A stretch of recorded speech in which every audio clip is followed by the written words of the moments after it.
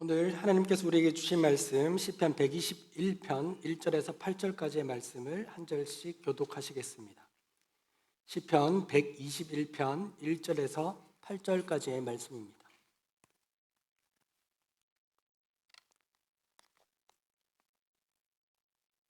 (121편) 1절에서 8절까지의 말씀을 한 절씩 교독하시겠습니다. 내가 눈을 들어 산을 본다. 내 도움이 어디에서 오는가? 주님께서는 내가 헛발을 디디지 않게 지켜주신다. 너를 지키시느라 졸지도 않으신다.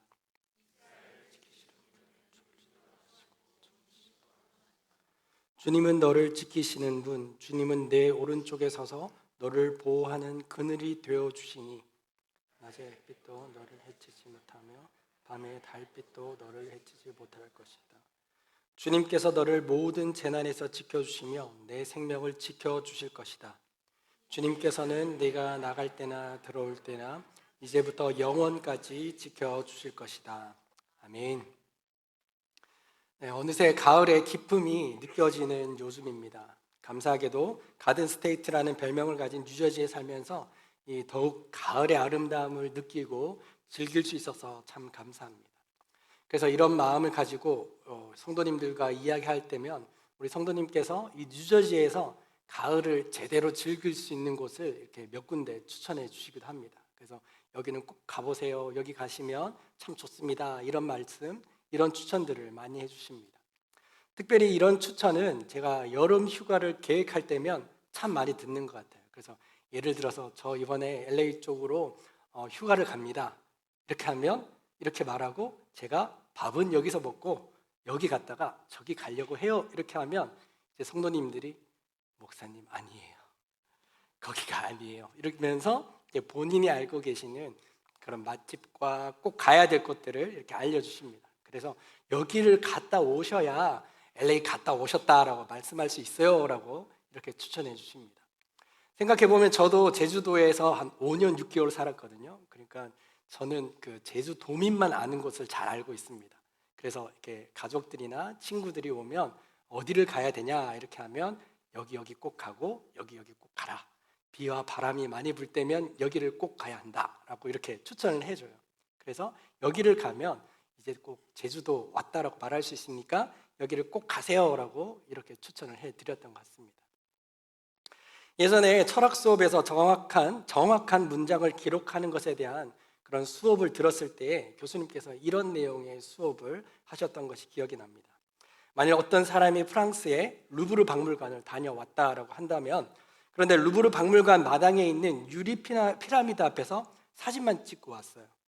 그렇다면 이 사람은 루브르 박물관을 다녀왔다라고 말할 수 있을까요? 없을까요? 네. 있을 수도 있고 없을 수도 있고. 네.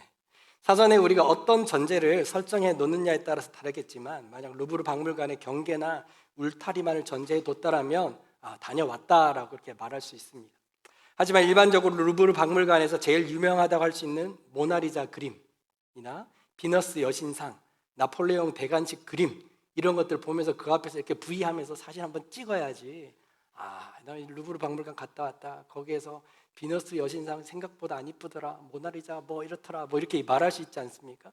그렇게 해야 이제 좀 갔다 왔다라고 이렇게 말할 수 있다라는 것입니다.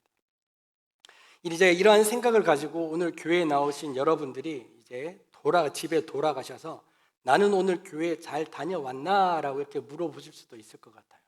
가만히 앉으셔서 나는 오늘 교회 잘 갔다 왔나? 이렇게 물어보실 수 있죠. 일단 먼저 이렇게는 말씀드릴 수 있습니다. 교회는 일단 잘 오셨습니다.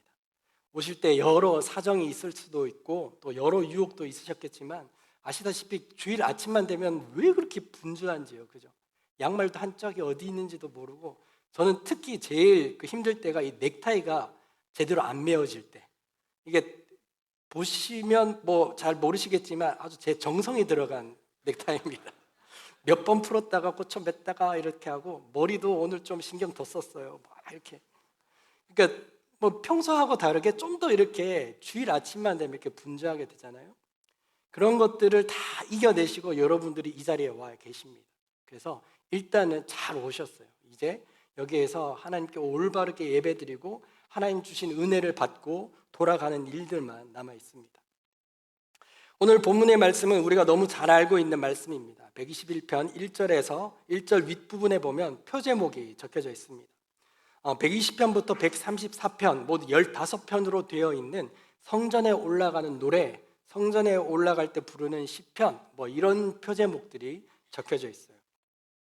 이 15편의 시편들은 이스라엘 민족이 1년에 3번 있는 절기를 지키려고 예루살렘 성전을 방문할 때면 이렇게 노래를 부르고 이 시편들을 부르면서 성전에 올랐다고 합니다.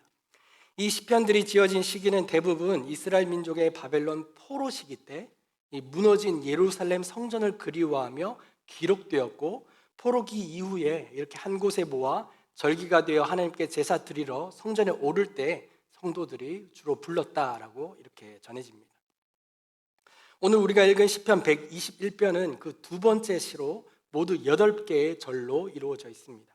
그리고 크게 1절과 2절 그리고 3절에서 8절로 구분 지을 수 있습니다. 이렇게 구분 짓는 이유는 1절과 2절의 1인칭 내가에서 3절에서 8절까지는 너로 이렇게 바뀌기 때문이죠. 그래서 학자들은 121편은 대화체로 아버지와 아들이 함께 노래를 부르며 성전을 올랐을 것이라고도 하며, 성전에 도착한 예배자와 제사장이 이렇게 서로 문답하면서 노래를 불렀을 것이다 라고 이렇게 이야기합니다.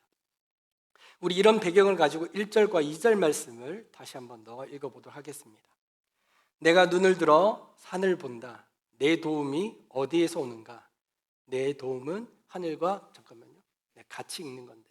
같이 읽어보겠습니다. 안 나온 줄 알았어요. 같이 읽겠습니다. 시작. 내가 눈을 들어 산을 본다.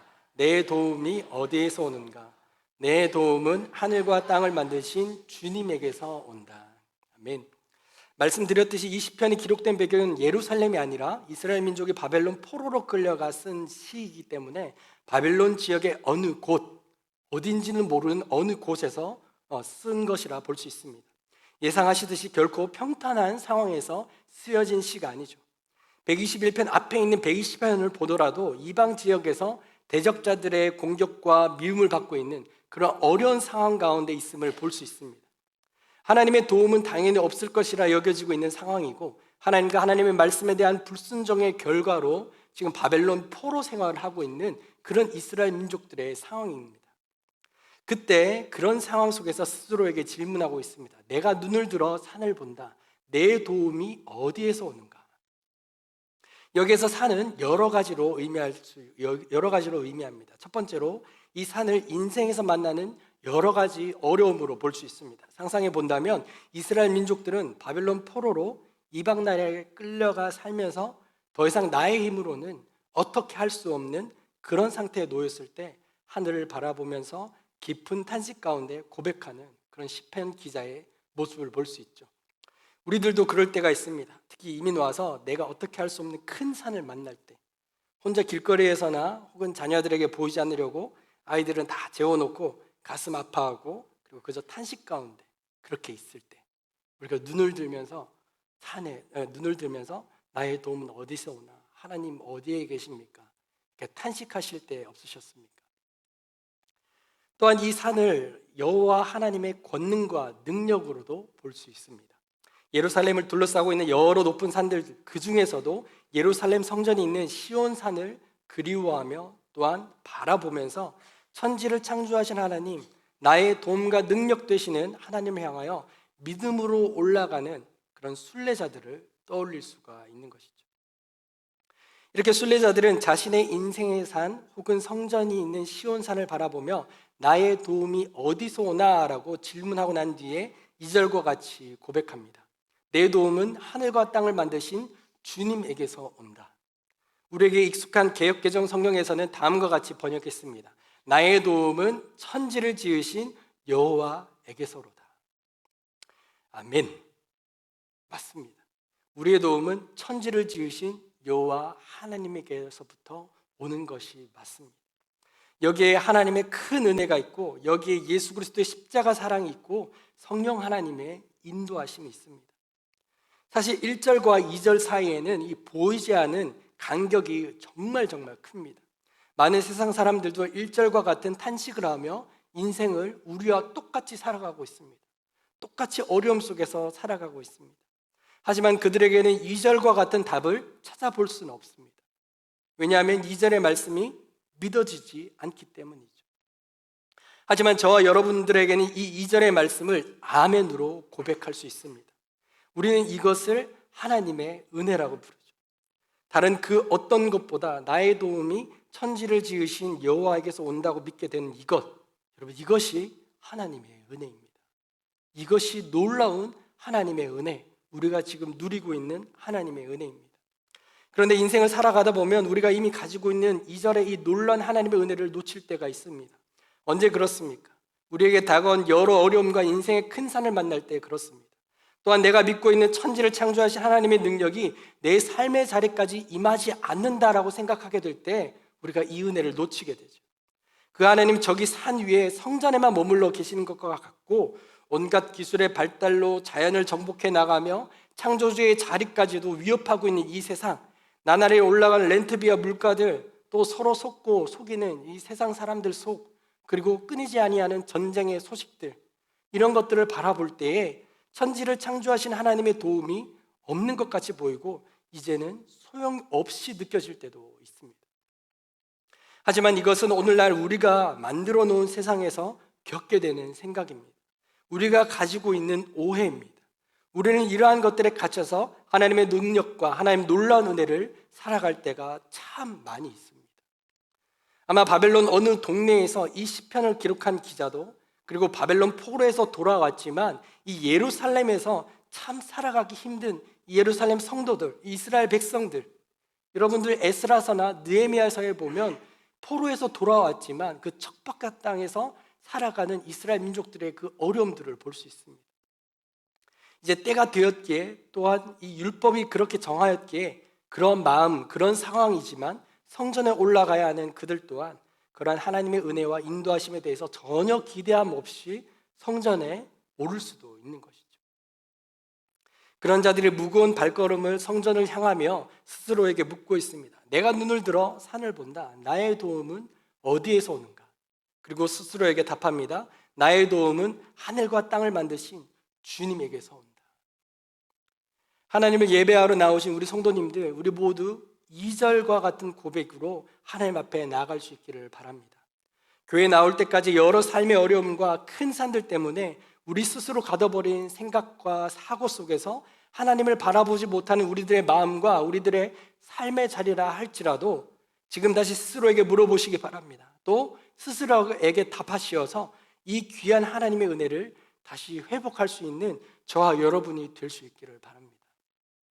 그래서 예배의 자리에 나와서 우리가 가장 먼저 확인할 것은 바로 나의 도움은 천지를 지으신 여호와 하나님에게서 온다라는 이 은혜를 다시금 우리는 확인하는 것입니다. 찬양의 시간부터 성도님들이 인도하신 대표 기도를 통해서, 그리고 찬양대의 찬양, 그리고 봉헌을 하시면서 마지막 순간까지 우리에게 임하시는 이 하나님의 은혜, 이 하나님의 은혜를 찾기 위해 노력하고 발견하며 나아가는 우리의 자세가 필요합니다. 그래서 우리는 예배 시간에 가만히 앉아서 그저 임하시는 하나님의 은혜만을 기다리는 것이 아니라 하나님께서 허락하신 은혜를 적극적으로 찾는 우리의 능동적인 하나님께로 나아감이 필요한 것입니다. 하나님께서 언제 우리들에게 은혜를 깨닫게 해주실 줄 모르기 때문이죠. 하나님은 어느 순간 우리에게 그 깨달음을 허락해 주실 줄 모르기 때문이죠. 그렇기 때문에 우리는 언제나 주님 앞에 찾으며 주님의 은혜를 찾으며 나가야 합니다.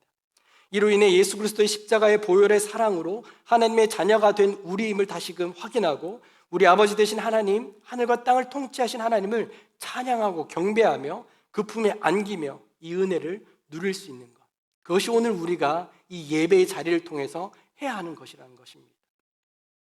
여기서부터 그리스도인의 삶이 시작됩니다. 그래서 미국 장로교 규례서에서는 다음과 같이 이야기합니다. 그리스도인의 삶은 기독교 예배에서 흘러나오며 우리는 거기에서 믿는 자로서의 우리의 정체성을 발견하고 제자로서의 우리의 소명을 발견한다. 그리고 대한예수교 장로의 헌법에서도 예배를 통해서 우리가 확인해야 하는 것을 다음과 같이 설명합니다. 예배는 하나님이 예수 그리스도 안에서 세상을 다스리고 계심을 알게 하는 행위이다. 그리스도인은 예배에서 말씀과 성례전을 통하여 세상에 대한 하나님의 통치를 확인한다. 오늘 이 예배의 자리는 천지의 창조주 되시는 하나님의 통치하심을 다시 확인할 수 있는 놀라운 은혜의 자리입니다. 또 그 하나님이 나의 도움 되심을 확신할 수 있는 귀한 은혜의 자리입니다. 우리의 생각과 고집 그리고 우리의 마음 가운데 있는 모든 근심과 걱정들을 하나님의 전능하심 앞에 항복하고 또 겸손히 내어놓고 하나님 앞에 나아갈 때 우리는 이 귀한 은혜를 다시금 확인할 수 있게 되는 것이죠. 이렇게 1절과 2절의 물음으로 인해 하나님을 향한 나의 신앙을 확인하고 난 뒤에 순례자는 제사장으로부터 3절부터 8절까지의 말씀을 듣게 됩니다. 그 말씀을 한마디로 요약을 한다면 하나님의 도움이 성전에서 뿐만 아니라 우리의 모든 삶 속에서도 함께 하시며 우리를 지키신다라고 이렇게 요약할 수 있습니다. 특히 이 3절에서 8절까지 계속해서 반복해서 등장하는 단어가 있는데 바로 지키다라는 단어입니다. 지키다. 이 단어는 적으로부터 공격을 감시하는 파수꾼이라는 단어로도 사용되기도 합니다. 하나님은 하나님의 자녀인 우리들을 위하여 친히 파수꾼이 되셔서 우리를 보호해 주십니다. 그 보호는 낮과 밤에 구분이 없습니다. 하나님의 보호하심은 우리가 잠이 든 밤에도 여전히 이루어지고 있습니다. 당시 이방 사람들이 믿던 우상들은 피곤하기 때문에 이 신들이 잠을 잔다라고 해요. 그래서 이 잠자는 신을 깨우기 위해서 그들은 의식을, 아주 시끄러운 의식들을 행했다고 합니다. 그래서 여러분들이 엘리야와 바알과 아세라 선지자들과의 그 싸움 기억하시죠? 이 바알과 아세라가 그 제사장들이 이 신을 깨우기 위해서 얼마나 떠들썩하게 합니까? 아침부터 계속해서 떠들썩하게 합니다. 마침내 자기의 몸을 해하는 그런 모습까지 비춰집니다. 그것이 이방신들의 모습이라는 것이죠. 그리고 이런 이방신들이 그 사람들이 깨우는 그 깨움으로 인해서 일어나서 이게 기분 좋다, 잘 잤다 해서 이제 복 주면 좋은데 때로는 이 신들이 이게 자기 자는 것들을 깨웠으니까 짜증을 내면서 인간들에게 재앙을 내보내기도 한다라고 이렇게 믿고 있었다고 해요. 이방 사람들은 그런 신들을 믿고 있었습니다. 그런데 우리가 믿고 있는 하나님은 어떠한 하나님이십니까? 우리 하나님은 우상들과 전혀 다른 신이십니다.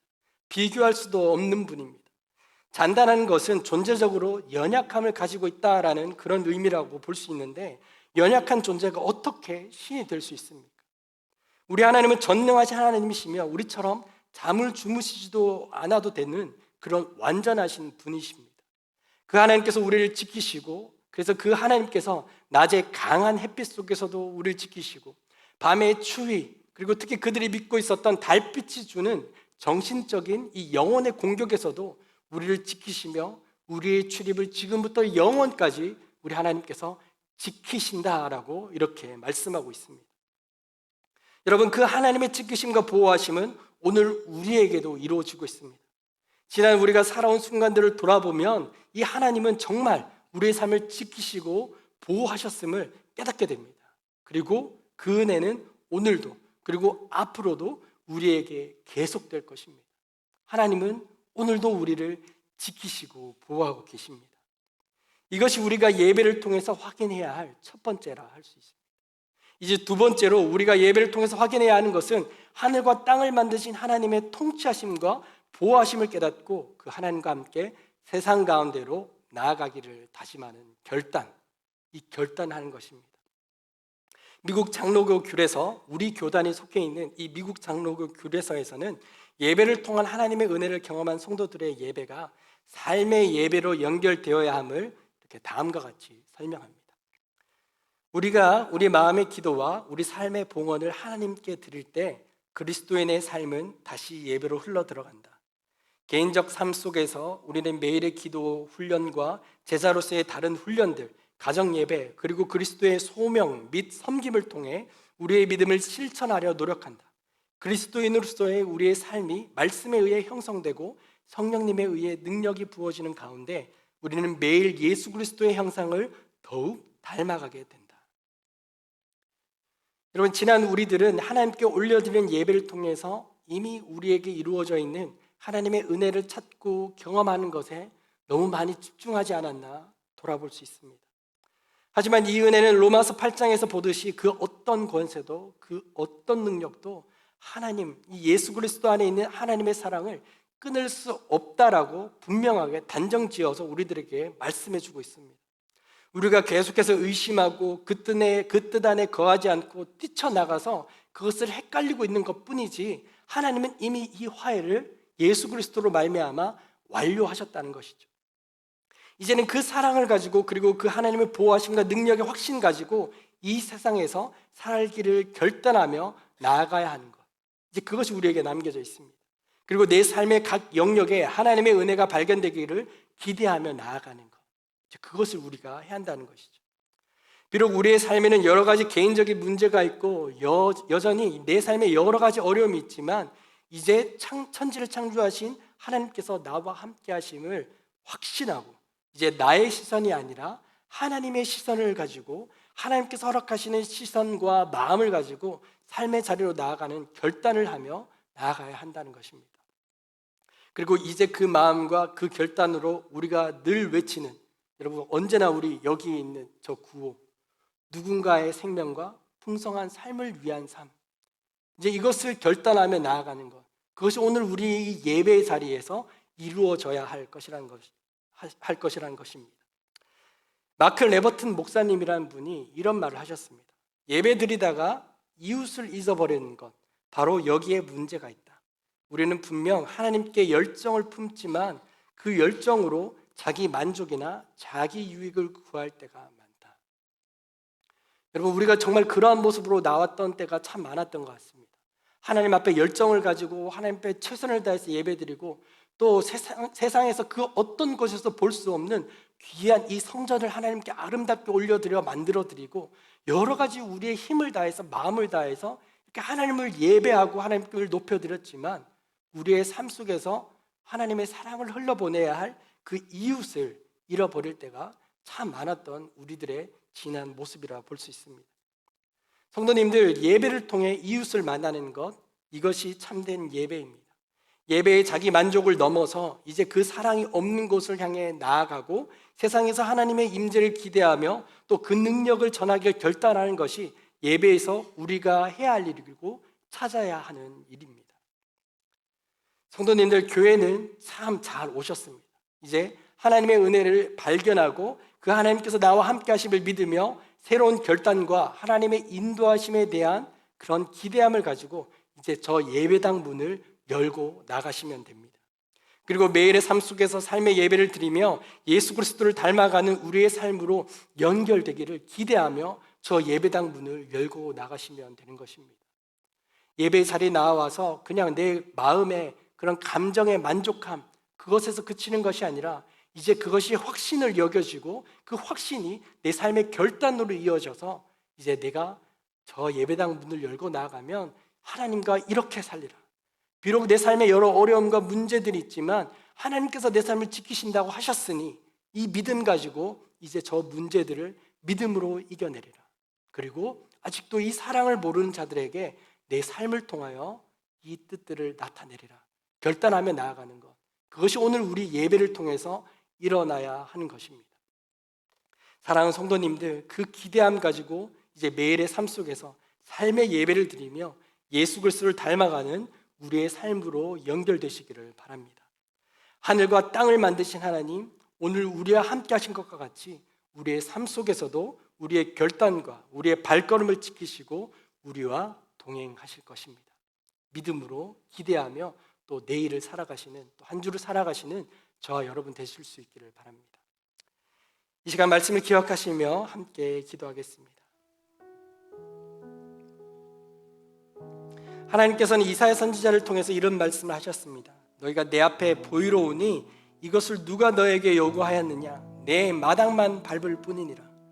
성도님들, 예배의 자리에 나올 때마다 늘 이 말씀을 떠올릴 수 있으면 좋겠습니다. 우리가 지금 이 자리에 함께 공동체로 예배를 드리고 있지만 나 개인적으로 하나님과 1대1로 만나는 시간입니다.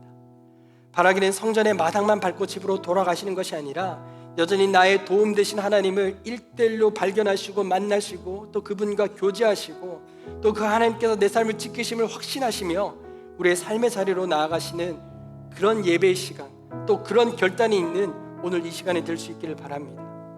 이를 위해 우리가 산제물이 되어 내 생각과 고집 다 내어드리고 기쁨의 제물로 하나님 앞에 기대하는 마음으로 나아갈 때, 적극적으로 하나님을 찾으며 나아갈 때 하나님 우리에게 은혜를 더하여 주실 줄로 믿습니다. 그리고 귀한 결단으로 인도해 주실 것입니다. 우리 함께 하나님께 우리의 삶을 다시금 올려드리시고 또 간절히 하나님의 은혜를 찾으시며 하나님과의 동행과 하나님의 동행을 결단하며 다짐하시며 기도하며 나가시는 이 시간 되길 바랍니다. 잠시 기도하겠습니다.